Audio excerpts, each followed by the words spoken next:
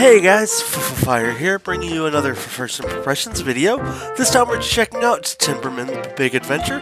This game's currently available in the Xbox store for a price starting at $5, and at the time of recording this, it is on sale, so you can save a little bit of money. So let's talk about this 2D 16-bit style platformer game. I've already played through the entire first chapter of the game, so hence this isn't really a review, but more my initial thoughts on the game. So, from what I can tell, every chapter features 5 levels that have different bosses all throughout. You're either this timber guy or this bear with a variety of tools at your disposal, from being able to dash, double jump, and punch things, trying to get through all the levels. Now, there's going to be collectibles along the way. You can pick up various letters that will spell out Timberman. You're going to be able to dash around obstacles, and just frankly a lot of unique different things that the game has set up for you. Now, while you are going around and playing everything, you're going to have opportunities to find some hidden levels, and then there's going to be other things that are just kind of strewn throughout the game.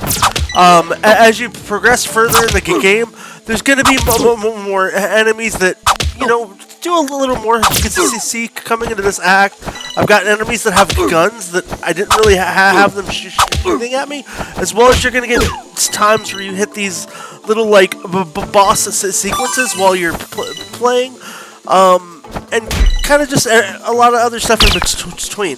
Overall, though, from what I've played so far with the game, it's not been overly difficult by any means at all. And it's been one that's been actually a lot of fun.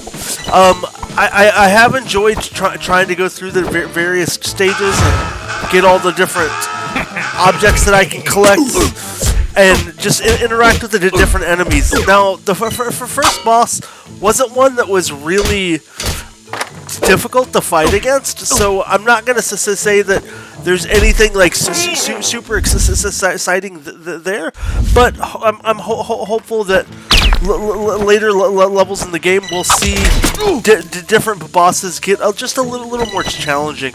Now, one thing I have noticed is the game does have kind of staged checkpoints while you're playing, but those checkpoints are not as common as, you know, I'd probably like to see in the game, but it's kind of made up with just kind of the humoristic fun of the game.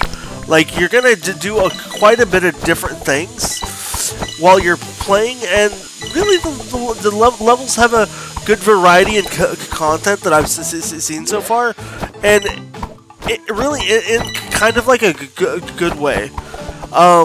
You know, you end up dealing with the various little guys that kind of drop around you, and although it's challenging, none of them are like too overpowering or beyond something that you can really handle while playing.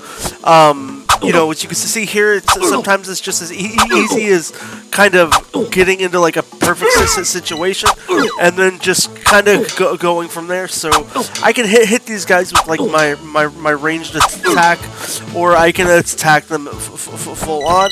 It's really up to me what I want to go for. And then like the little collectible stuff, I think just like the coins can give you some various like cosmetics, so nothing that's like too overly like ambitious, but enough stuff there just to kind of keep you going and keep you busy. These little like Wi-Fi spots are kind of like your checkpoints in the game, so they're there. I definitely still feel that they're few and far between comparatively with the game, but you know, it still isn't too bad. As you can see, we're not having too hard of a time going through playing the game compared to like some of the other areas that we have maybe struggled on at times. But there's also going to be opportunities where you're going to have to kind of use some ingenuity to kind of navigate your way around.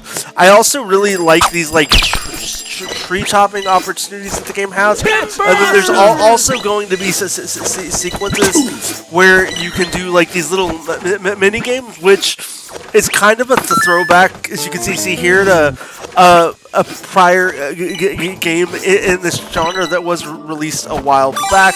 So that is definitely kind of fun. And then you can also chop down trees to get building resources and a lot of all kinds of other like different things along the way. I don't know, how do I get into here? Oh, we can get our collectible letter there. So it looks like we did miss one letter. That's on me, but the game's honestly pretty fun and enjoyable when it comes to just getting back through and playing and re-going after all those letters. You will need to kind of do everything for achievements, but you don't have to go through all of it, you know, every time. So I don't need to collect letters on every run that I do. I just will have to at some point collect those letters to be able to progress further. And you know, that's kind of my thoughts on Timberman. It's a really fun and interesting 2D platformer. I like the theme. It's been a blast to sit and play and enjoy, and you know, it's not overly complicated. And I think it's honestly a game that is pretty kid friendly. So if you have a young one who you think would enjoy playing the game, you know, it's definitely there for you.